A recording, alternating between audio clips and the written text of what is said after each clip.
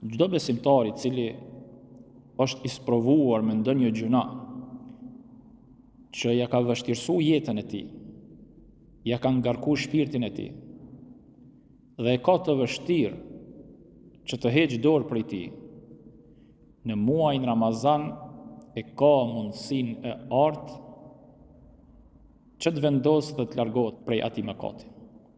Vetëm të ndalemi së bashku, ta meditojmë një hadith të pejgamberit alayhi salatu wassalam. Çfarë ka thënë pejgamberi alayhi salam?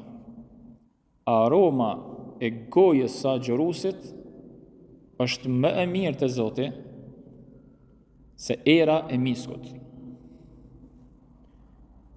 Për çfarë arsye? Ka tregu pejgamberi sa pastaj, yetruku ta'amahu wa sharabahu wa shahwatahu min ajli. E lër ushqimin e tij, pijen e tij, kënaqësinë e tij për hir timin, ka thënë Zoti.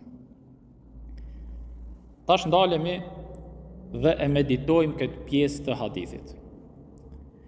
Nëse ti si besimtar je në gjendje që të heqësh dorë nga gjërat e lejuara, siç është ushqimi, pija, kënaqësia jote me bashkëshortën tënde. Për çka? Për hir të Zotit. Kjo duhet me na bën neve që nga gjunahet jemi edhe më të fuqishëm në heqjen e dorës tonë prej tyre.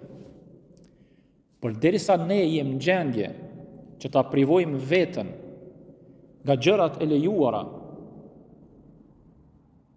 pse nuk jemi në gjendje që të largohemi nga ato gjëra të cilat Zoti i ka ndaluar.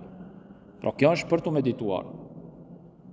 Dhe çdo besimtar që është sprovuar me gjunahe, le të vazhdon në këtë formë, me këtë bindje, dhe Zoti do t'i ndihmoj dhe do t'ja zaventson atë gjuna me një kënaqësi të lejuar për hir të asaj që ai ka vendosur që të heqë dorë nga diçka që Zoti ja ka ndaluar.